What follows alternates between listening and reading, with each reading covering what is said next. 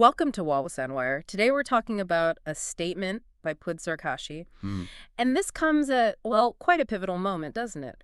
Right after the Democratic Action Party youth in Selangor and Malacca called for ties with Akmal to be severed. Yeah, all happening against the backdrop of that Panchin dental clinic incident. Exactly. The 30-day closure order over the inverted Jalur Gemilang display. A lot happening there. Now, Puad Zarkashi's words to Mohd Akmal, they were very clear. You are not alone. Very direct. But it wasn't just support, was it? He went further, suggesting the Democratic Action Party youth are also, quote, not alone. Right, this idea of unseen forces. Yeah, people behind them orchestrating things like telling them to lodge police reports against Akmal. Mhm. So what does that kind of framing tell us? This idea of, hidden hands pulling strings. What does it suggest about the bigger political picture right now? Well, it's fascinating, isn't it? Because Puad Zarkashi, by doing that, he immediately shifts the whole narrative. It moves away from being just about a specific incident, even a controversial one like the flag display. Okay. And it becomes, well, it suggests a kind of political maneuvering. He's framing public statements, police reports, not as spontaneous actions, but as calculated moves. Calculated by these hidden players. Precisely. So it encourages you, the listener, to look beyond the surface issue, to consider maybe a deeper strategic struggle happening, defining alliances, outlining who the perceived antagonists are. So it plants a seed of doubt, really, makes you question what's actually driving these events. Exactly. And that can be quite powerful. It suggests that maybe what you see isn't the full story, that there are other currents at play, maybe more manipulative ones. It forces you to ask, what's really going on here? Okay, let's pivot slightly. Puad Zarkashi also strongly backed Akmal's core principle.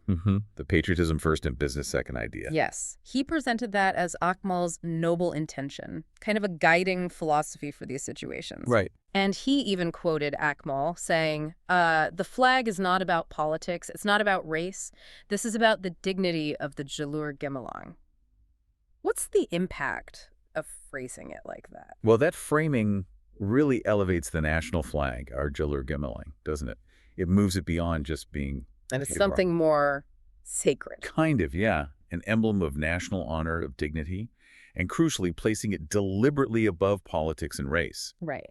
So when a politician champions patriotism first, business second, it sets a very clear hierarchy of values. National pride over commercial interests. Exactly. It suggests those principles of national honor should always come first. In a diverse place like Malaysia, where we often talk about unity and identity, that kind of statement can really resonate. It aims for that shared identity, trying to unify people under national dignity, away from the usual political or racial lines Akmal mentioned. That's a strong appeal to national identity. But, putting patriotism so far ahead, does that create tension with the practical side of things, like business realities in Malaysia? Oh, absolutely. There can be inherent tensions there. I mean, the sentiment itself, patriotism first, is broadly appealing. Few would argue against patriotism in principle. Sure. But applying it as a rigid rule, especially leading to actions like, say, closing a business for 30 days, that has real-world consequences. Livelihoods, the economy. Precisely. Business interests aren't just abstract concepts. They're jobs, investments. So it sparks debate, doesn't it, about proportionality, about economic impact. Where do you draw the line between upholding national symbols and ensuring economic stability or fairness to individuals? And that's likely where different political groups will have very different views. Exactly. It becomes a point of contention based on how different groups weigh those values. Which leads us straight into Puad Zarkashi's critique of the Democratic Action Party. He was quite blunt. Very blunt. He basically accused them, the Democratic Action Party, of deliberately turning the flag issue into, and I'm quoting here, a racial narrative and a matter of profit and loss. And he used their youth wing's opposition to the clinic closure as his main evidence for that. That's a pretty direct hit. It's a significant political accusation, yeah. Framing your opponent's stance that way, saying they're focused on race or money instead of the flag's dignity, is a classic move. Why classic? Well, it attempts to paint the other side's motives as self-serving or divisive rather than principled. It positions them as not aligning with what he defines as the unifying national principle in this case, the sanctity of the Jalur Gemilang.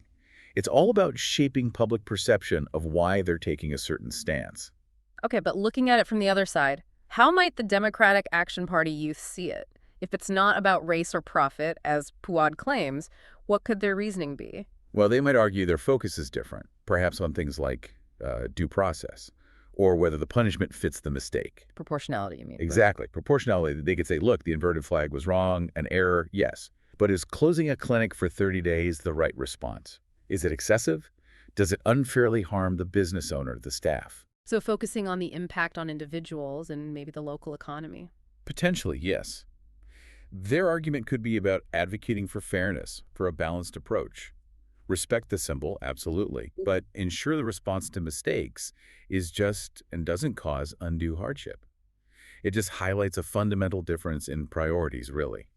National symbolism versus, say, economic rights or individual fairness in specific instances. That makes sense. Now, Puad Zarkashi didn't stop there. He brought up a historical parallel. Ah, yes, the Tay Beng Honk incident. He pointed out the Democratic Action Party was in government twice, Pakatan Harapan 1.0, and now.